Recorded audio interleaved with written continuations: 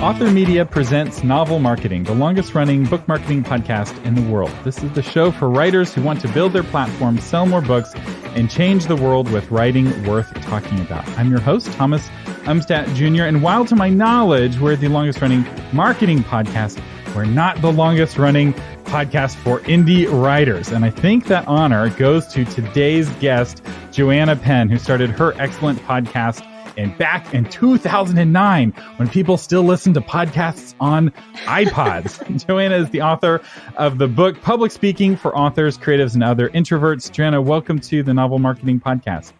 No, thanks for having me back, Thomas. And I have to give a hat tip to writing excuses, which I think is probably the oldest, alongside I Should Be Writing with Mur Lafferty, both of which I was listening to before I started my show. So what I love about this is, in the writing community, we're quite techie.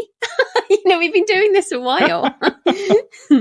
Yeah, those are the founding fathers. So the key is you just have to define your audience as like indie authors, and then you're like, I'm the oldest amongst the indie authors. But your writing excuses, they're for everybody. No, that's a good point. But it is interesting because we're getting into podcasting today. We're talking about public speaking, but I want people to broaden their definition of what speaking is, because you and I were having a conversation, but we are public speaking in that people will be listening to this at different times, and the skills that go into speaking on a podcast in a coherent manner are just as relevant to doing a talk at a literary festival, or being on a panel, or being asked to read some of your work at a local book launch, for example, or doing a keynote at a conference and being paid lots of money. So I wanted to underline that as we're talking about podcasting, because these thoughts are all the same, I think.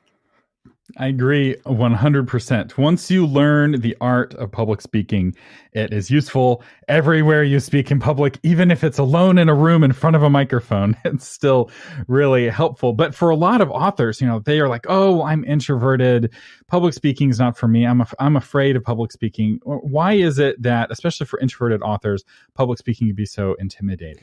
Well, I would like to separate the idea of being afraid of speaking with being introverted. I think that isn't it something like more people are scared of public speaking than of dying? I mean, it's one of those crazy things that we're all afraid of being judged. It's essentially that you don't want your tribe, whoever that tribe is, we're social creatures.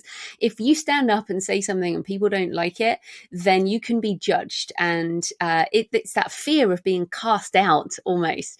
But that is a fear that is almost common to every single person, and almost every single person who does speak professionally will talk about some kind of anxiety or butterflies or energy that you can reframe as energy that's needed for speaking. So let's just assume that everyone has some anxiety around speaking.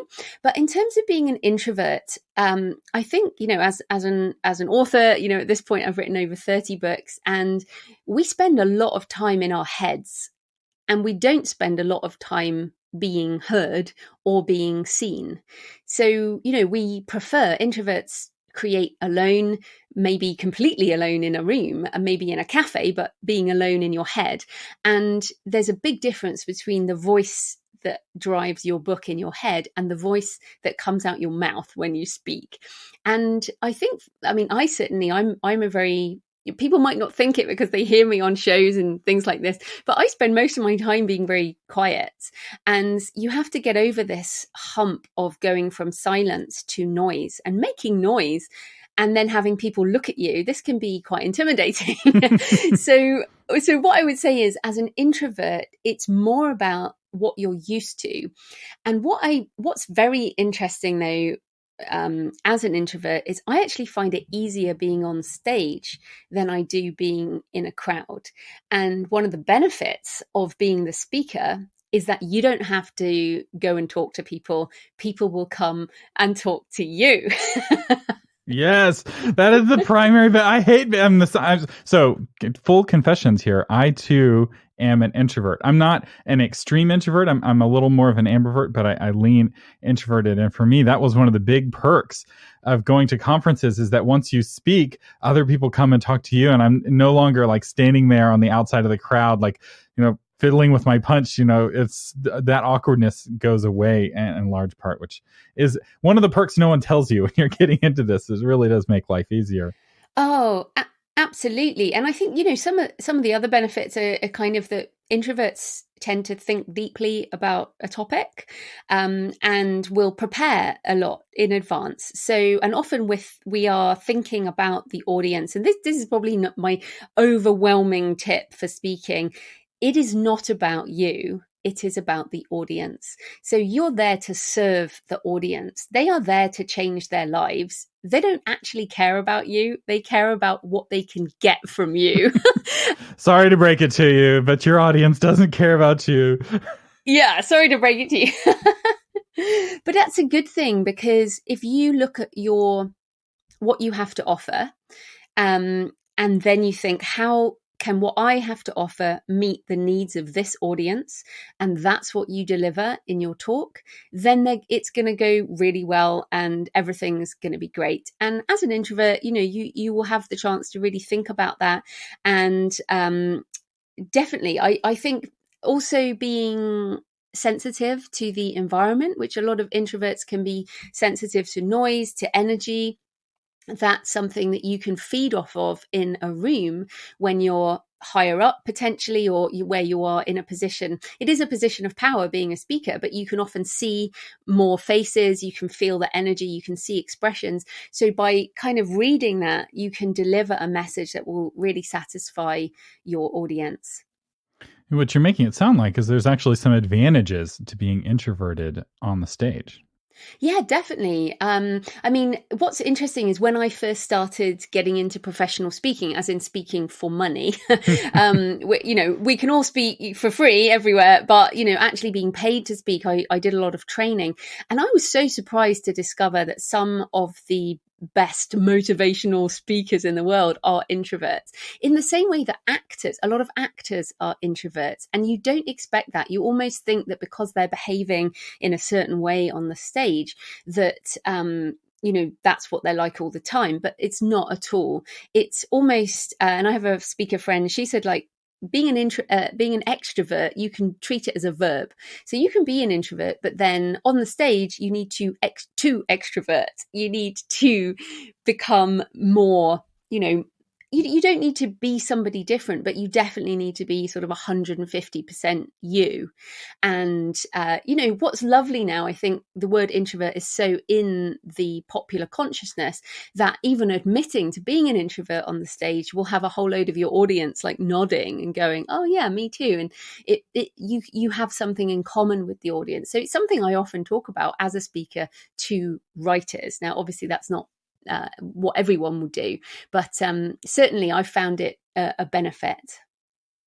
Yeah, my family started a speech and debate club here in Austin for homeschool students way back in the day, when that was an early thing to do. And I remember talking with my dad about how because he observed the same thing, that many of the top speakers are actually introverted, and that his theory was that since extroverted people are more comfortable in front of crowds, that level of comfort causes them to not practice as much. And so it's not that they can't be just as good. They could be, but they will practice until they get comfortable, which for them is less practice. And then what they end up having is a less polished performance than the introvert who's like, man, I got to practice. I got to prepare, right? I have to think original thoughts in my head, right? Because introverts used to be called thinkers, right? It was this very positive term. And they're like, I've got to bring something original and beneficial. And that causes them to, in many cases, I think, work harder. And that harder work shows itself in the performance. And I would also say that the reason this is so important for people listening, as a novelist writing books, is that most authors cannot speak in public.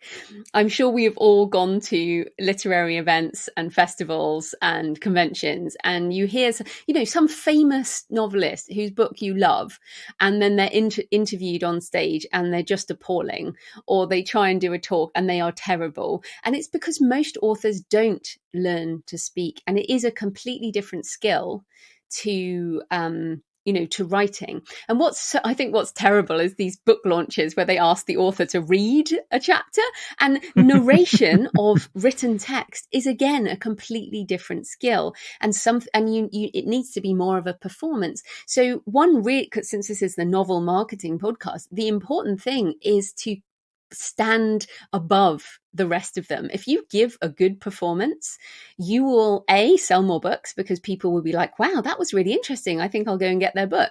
And B, you'll be invited to speak at other events, and that will get you basically more free marketing, and sometimes you'll get paid.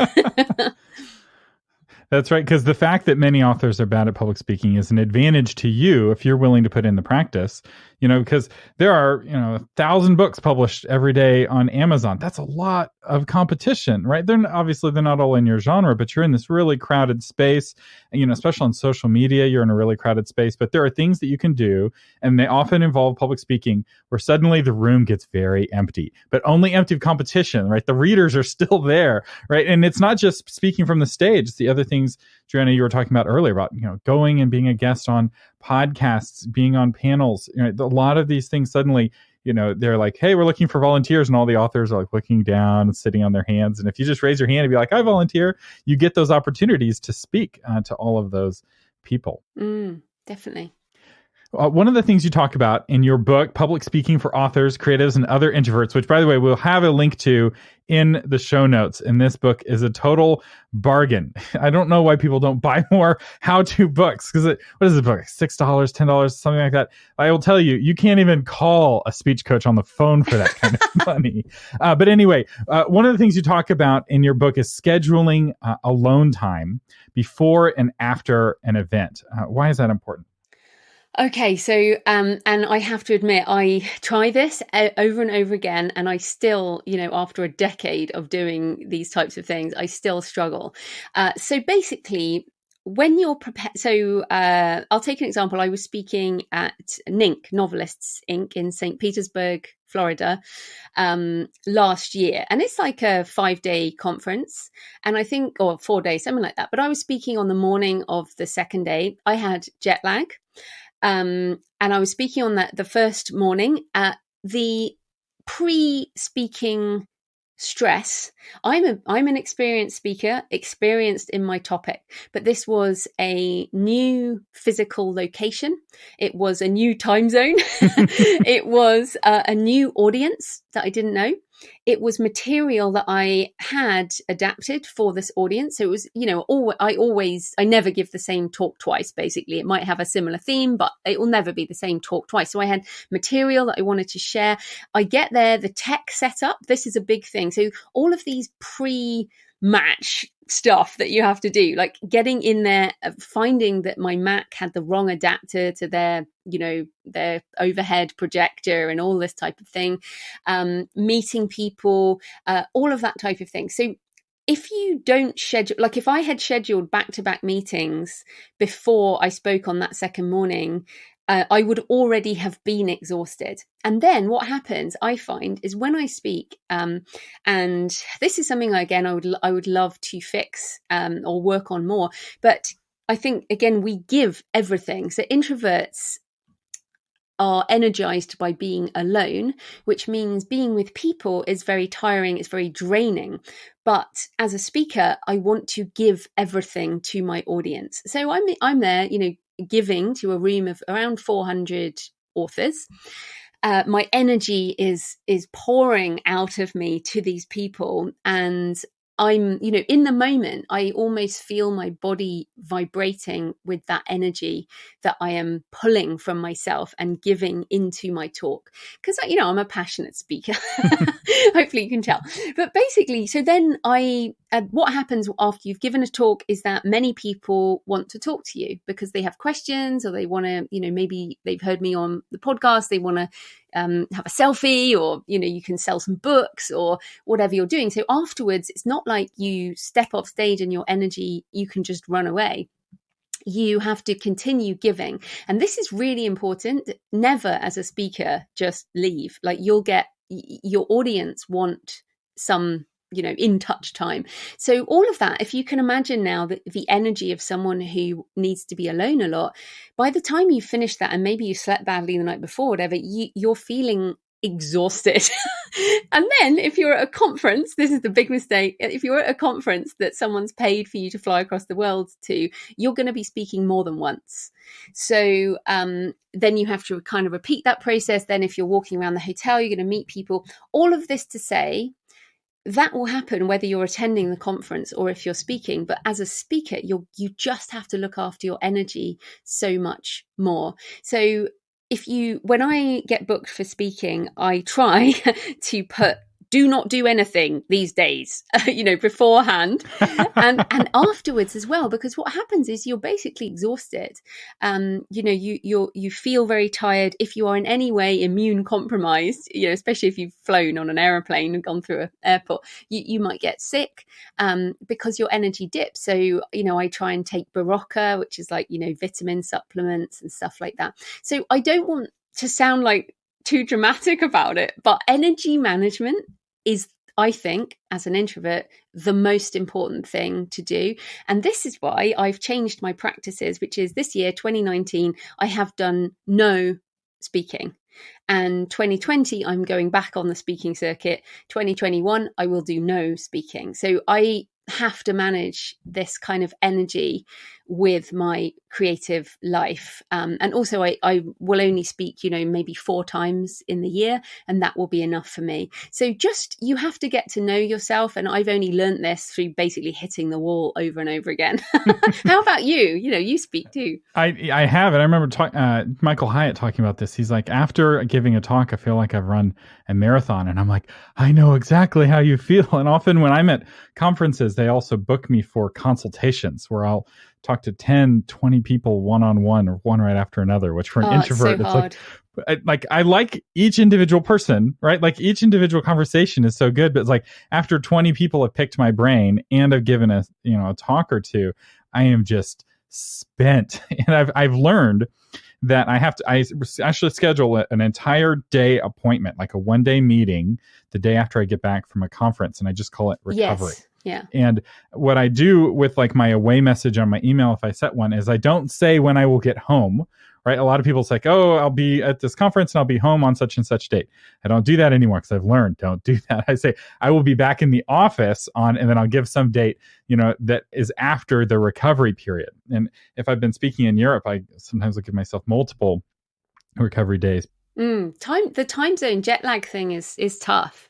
It is, and it's unpredictably tough because sometimes the jet lag's no big deal, right? Like, and I've done trips and it was like, oh, this was almost refreshing, right? Like, I almost feel more rested because of the weird things this is doing to my bodies. And other times it's like I've been hit in the face with a freight train and it's not predictable. Like, I thought it'd be like, oh, well, going west is easy, but going east is hard. And it's like, nope. Now I just throw up my hands and be like, I have no idea if jet lag's going to be bad or not. And there's all these like, supposed tricks and homeopathic things you can take. And I think a lot of it's just psychological. I don't know.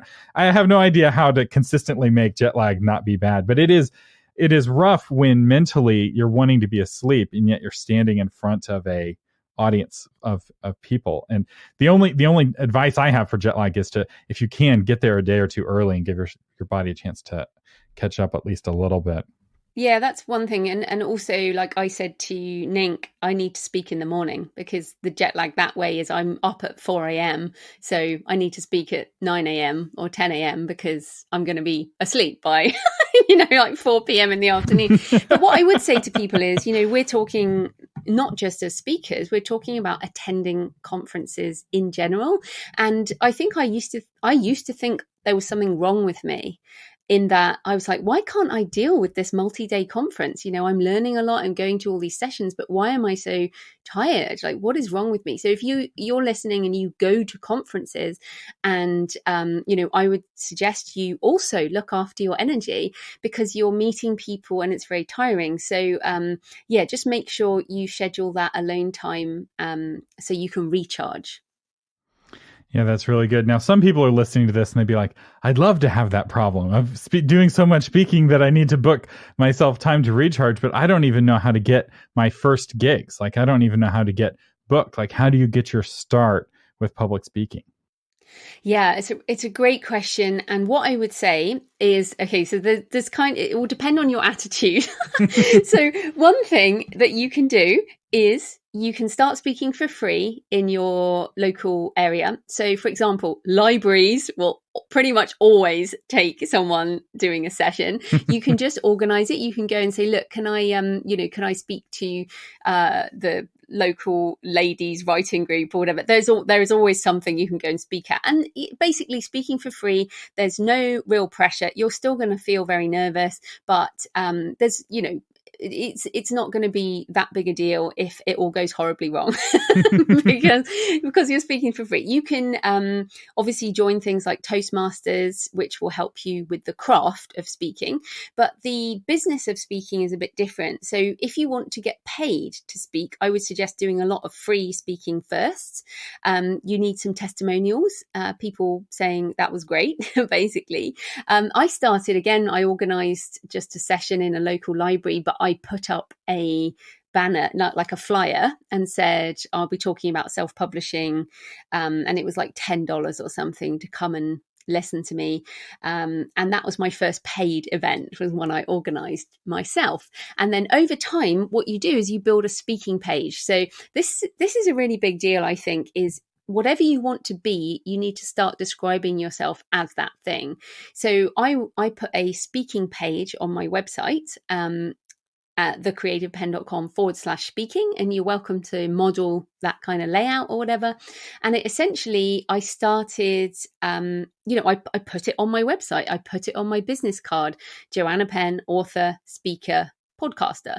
And so whenever I went to an event or anything, my business card had speaker on. I had a page on my website that said speaker. I had started to speak. And slowly I got booked for things. They might have been small at first. Sometimes it was a panel at an event, you do have to invest time in kind of putting yourself forward for things. And then if you have a website, this is another good trick. If you have a website, if you have a blog, if you have a podcast or Twitter or anything like that, if you've got evidence that you're a speaker, people will ask you. It's so surprising. So one of the very first international speaking gigs I did, I was living in Australia at the time. I got asked to speak for 5 days in Bali at a writing retreat. And I'm like, yeah, I'll go to Bali. And they were offering expenses only, but it meant I got, a really lot of experience and in a great location. So that just came through my website. So that would be a really big tip, is make sure that you make it obvious on your website that you are available for speaking, and get used to saying you're a speaker. Yeah, a very famous speaker of the 20th century was a guy by the name of Zig Ziglar. Oh, yes. Wonderful. Yeah. By the end of his career, though, he'd be getting paid $100,000 for a keynote speech.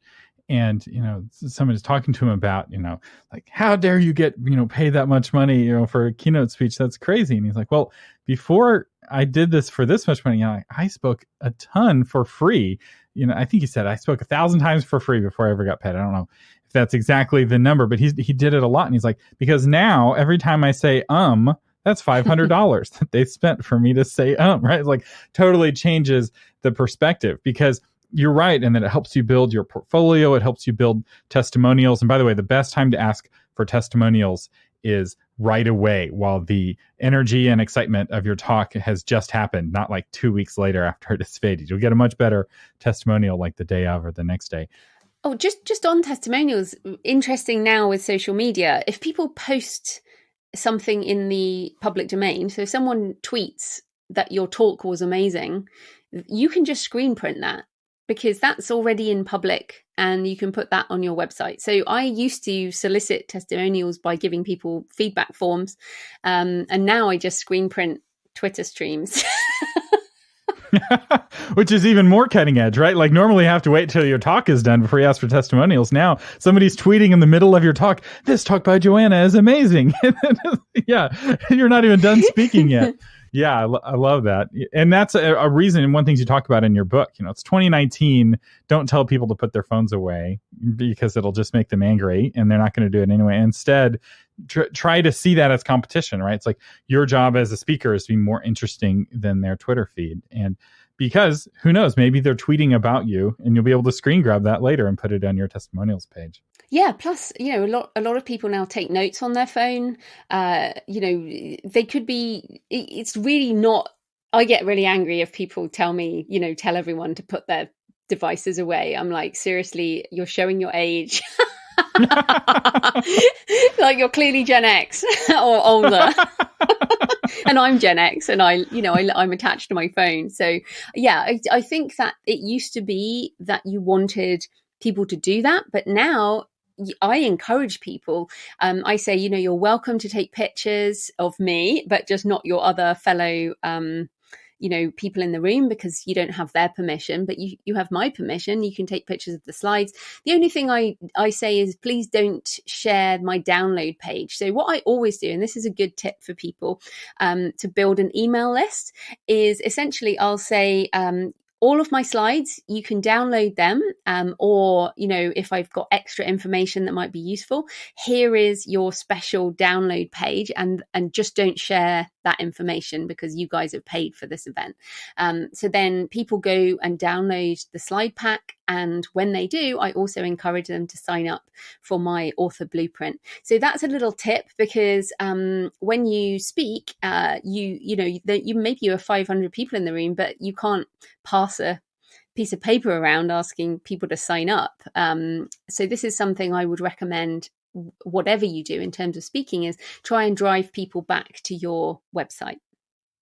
And having that reader magnet, which we've talked about on other episodes and we'll talk about more in future episodes, is really key, right? If you didn't have that author blueprint giveaway, right, that immediate reward, that page would be far less effective, right? But because that blueprint is so valuable, people are happy to sign up, which, by the way, is still available at creativepenn.com. /blueprint.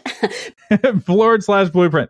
But I guess we should say that this is the novel marketing. I also have my site JF Penn, which is my fiction name, and I have JFPenn .com/free. So you can collect an email list for fiction as well. But mainly as a novelist speaking, you are more likely to be maybe teaching writing classes or at a festival talking about your book or something like that. But many novelists make a significant income through teaching. Most universities, schools, colleges have novelists teaching writing classes. It's just a very common way to make more money. That's right. And you can still pursue the kind of nonfiction topics and speak on those topics and sell your novel in the back of the room, right? You don't have to put yourself in a novelist box where it's like, I'm only going to hang out with people who are wanting to learn fiction. Just realize it won't sell as well, right? If you're giving a talk on starting a business and you have a novel. Yeah, because it's not related. Right. It won't sell as well, but people still want to take a physical product home with them. If you touch them emotionally, they want to take something back with them, and that could be your novel. So just realize that, Rotary, and I will say another organization, and I think you have these in the UK, but they're all over the States, as Rotary clubs, Kiwanis clubs. They're, old rich people gather together for lunch, and they always have a speaker who talks for 15 minutes, and they will have speakers who will talk about anything. It's just them, and they have to have a new speaker every week. So you're not going to get paid other than lunch. At least I've never been paid, but they've given me a nice lunch. But in order to join Rotary, you have to be an officer in a company. So you have to be like a CEO or vice president or something. So you're talking to an audience of people who are more influential, and it could lead to, oh my goodness, I want to buy a copy of your book for everyone in my organization or something like that. And it's also a really great place to get started writing, because there's so many of them, at least in Austin. You can't throw a stone without hitting one of these different organizations. And maybe it's because our library system doesn't seem to be nearly as friendly as your library system in the UK. We could never have done a paid event at one of our libraries. They're very strict about that, at least here in Austin. I've yet to speak at a library because I haven't been able to get past all of their rules. In fact, there's A lot to be said there, but we're going to move on because I realize we have a lot of international folks. But we're almost out of time. But do you have any other speaking tips? I think the main tip is to really look at this with a different mindset. So when when you mention public speaking, the first reaction is I don't want to do that, or you can't really see past the anxiety of what speaking might make you feel. But what I want to encourage people is there are techniques for dealing with that, some of which are in the book, some of which you can get coaching about or whatever. But once you learn how to manage that and manage your energy, I think speaking is one of those skills that kind of compounds everything else. And you have to see the opportunities that will come because of being able to speak. And literally, you can't imagine it. I can't really believe what's happened in my career over the last decade. Most of which, yes, I've written like 30 plus books, but a lot of my success has come from speaking, whether that's speaking on podcasts, speaking in person, speaking with other human beings, and connecting with people. But I think as writers, we default to the writing page, but humans still connect more voice and body language than they do to the written word. So that can just make all the difference. So if you're out there, I just want to encourage you, you just can't imagine what opportunities might come your way if you start giving this a go. So that would be my encouragement. That's so good, because you never know when it will happen. Like it happened with me one time. I was giving a talk, and there's a lady in the audience. She came up to me afterwards and she said, I really enjoyed your talk. Would you be interested in giving this talk at my conference in Hawaii? And I was like, let me think about that. Yes, I would. And that led to me speaking in Switzerland. And it was just off of a workshop that I did that didn't have that many people. It wasn't like it was some big fancy event, but you never know who's going to be in the audience. And so if you think of it that way, of like, man, this is like hunting for treasure, right? Every time you speak, it's an opportunity to get more speaking events and to grow in your craft. Why wouldn't you want to pursue it? This episode of Novel Marketing is brought to you by my brand new course, How to Get Booked as a Podcast Guest. Podcast guesting, as we've talked about in the past, gives you a high credibility way to reach new audiences, the influence of a podcast without the work of starting your own, which is particularly useful for novelists, and access to influencers you can't reach any other way. You don't need to hire a PR firm for $3,000 to schedule your podcast interviews. You just need to know the secrets of pitching podcasts yourself. And once you start nailing those interviews, podcasters will start reaching out to you to invite you on their shows. With this course, you'll learn how to become a sought-after podcast guest who has access to thought leaders and readers alike. If you're ready to get your book the attention it deserves, this course is for you. And of course, for the month of October, don't forget, patrons save an 80% on the course. After that, if you're listening to this podcast in the future, patrons can still save 50% on the course. But if you're a patron, or if you're thinking about becoming a patron, now is the time. And there's only a handful of $5 patron levels left. You don't have to be a $5 patron in order to get the 80% discount. But if you are a $5 patron, you also get access to the podcast host directory, which is a perfect companion to the course. Speaking of patrons, our patron today is Carrie Dawes, the author of the Ember series. A hurricane and a series of unexplained fires hits too close to home. What will it cost Inspector Cassandra McCarthy to protect the citizens of Silver Heights? And thank you, Carrie Dawes, for being a patron of the Novel Marketing Podcast and helping us stay on the air. And if you would like to become a patron, you can find a link in the show notes.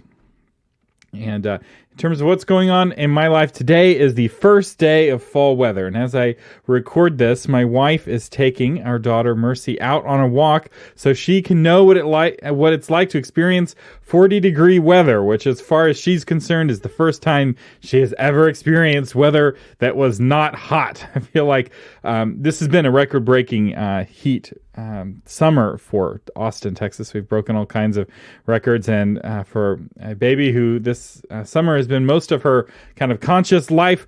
That's all she knows. So it's kind of exciting to see her experience cold for the first time. It'll be interesting to see if she likes it or not, because she's just recently learned how to ask to go outside. She'll point at the door and open her eyes. And if we don't take her outside, she'll walk to the door and kind of point outside the window.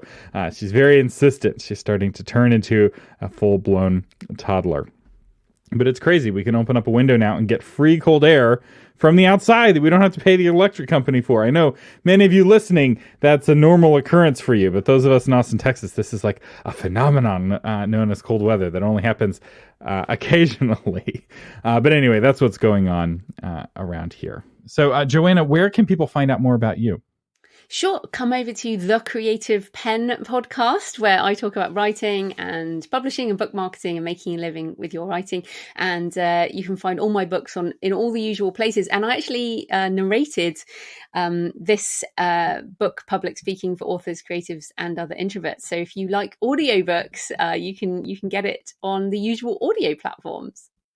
Which is the version that I listened to. And really, you're doing yourself a big favor if you go and get this book. Because one of the things I really like about this book is how basic it is, in the sense that it doesn't assume that you know anything about getting speaking or starting speaking. So if you're just getting started and you're really intimidated, this is not a book that's going to talk over your head. And I've read a lot of public speaking books, and some of them are very advanced. And this one, it's like, here are the fundamentals. This is the basics. It also has advanced tips, but it doesn't start there for sure. And I found it to be a very approachable book, and I couldn't find anything I disagreed with. So I guess I'm obligated to endorse it. Oh, there we go. Well, thank you so much, Thomas. It's always great to talk to you.